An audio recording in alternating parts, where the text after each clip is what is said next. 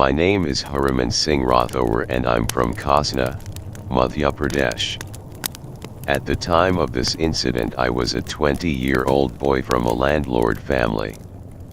After India's independence, landlordship was abolished, however our family still had a great reputation in the village. There was a thick forest around the village and anybody who wanted to travel outside the village had to pass this jungle.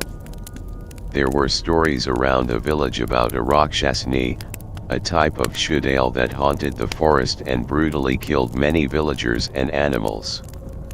Villagers said that she was a sorceress who turned into a Rakshasini after her death. She was known to suck the blood of the living and especially the young.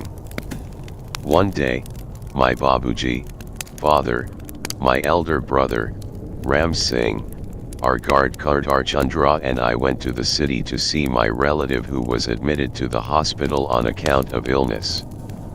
Despite people warning against traveling across the forest at night, my Babuji was a fearless person who refused to pay heed to these advices and proceeded to commencing the journey to the city by a bullock cart at 8 p.m. While passing by the dense forest, we saw a beautiful lady standing beside the road carrying a small cloth bag.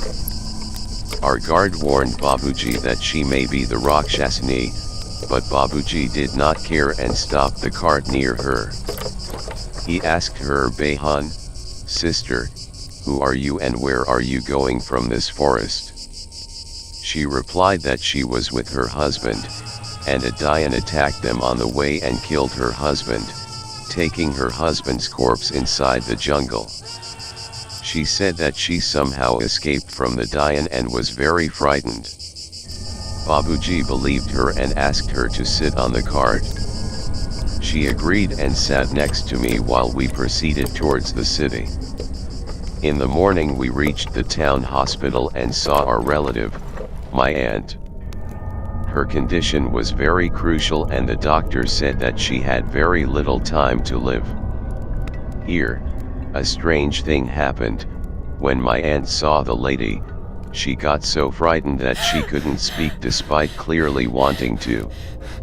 We couldn't understand why my aunt reacted in that way. We stayed there for 2 days, following which she tragically died. After the death of my aunt, we returned to the village and Babuji brought that lady back to our home. He wanted to get married to her, to which my brother and I had no objection. Everything was going on well except the fact that our animals either ran away or died one by one. There was simply no explanation to this, and one night, due to the incessant barking of dogs, I woke up. I was feeling thirsty, so I went to the kitchen to get some water, but I felt something weird, so I came outside in our veranda and what I saw I will never forget. The lady was sitting on the branch of a tree in the moonlight. She was looking at me in a strange manner with her eyes moving at an abnormal speed. I was very scared and ran back to my room to find her lying on my bed. She smiled at me and asked me to come to her and sleep like a good boy. Unable to find the courage to say anything, I simply slept beside her. The next day, I told this story to my brother, who believed me and promised me to consult with the pujari, priest, of the village, a man named Pandit Dariknath, who also was a Tuntarek. That was when tragedy struck, as my brother was found dead near the temple with his entire body bluish in color with 2 clear teeth marks at his throat. I wept for the entire day and knew that the Rakshasini had committed this heinous act. I told my Babuji about this, but he was blinded in her love and simply dismissed me.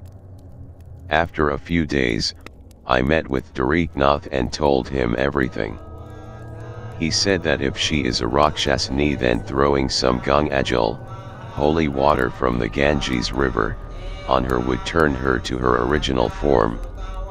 However, after taking this form she would become very dangerous unless I could get her to the temple so that he could kill her.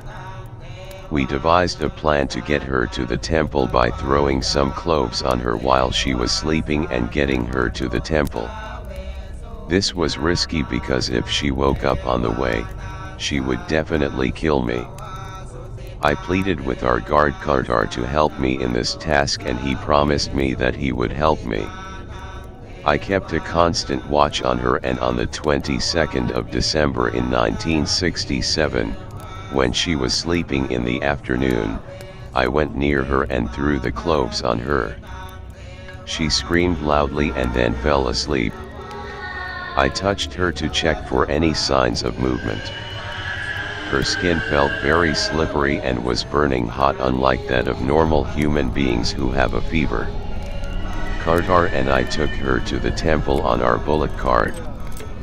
However, on our way to the temple, we came across my Babuji and a few villagers. He slapped me and Kartar, but I pleaded to him that if she is not a Rakshasini then she will not take her original form as Dariknath had told me. After giving it a thought, Babuji agreed to go to the temple. Once we reached the temple, Dariknath came and threw some drops of Gangajal on her. As soon as the drops of Gangajal touched her body, she transformed into an old witch with white long hair and dark red lips. She started crying loudly and Dariknath asked everyone to go away for some time. When we returned after 15 minutes, there was nothing. The Rakshasini was no more now, and she also was the witch who killed many villagers and animals in the forest. After 10 years of that incident, our family shifted to Dehradun and today we all are living happily. My Babuji is no more now and I am also 65 years of age, but it feels that this incident happened just yesterday. If I could, I would want to wipe out memories of that incident, but memories of my brother shall never be erased from my heart. Today I have a son and a daughter. My son lives in Greater Noida with his wife, while my daughter in Ahmedabad with her husband. I have never returned to Kasna again and our house is still there but in ruins because nobody would dare live at the place that saw such a horrible incident.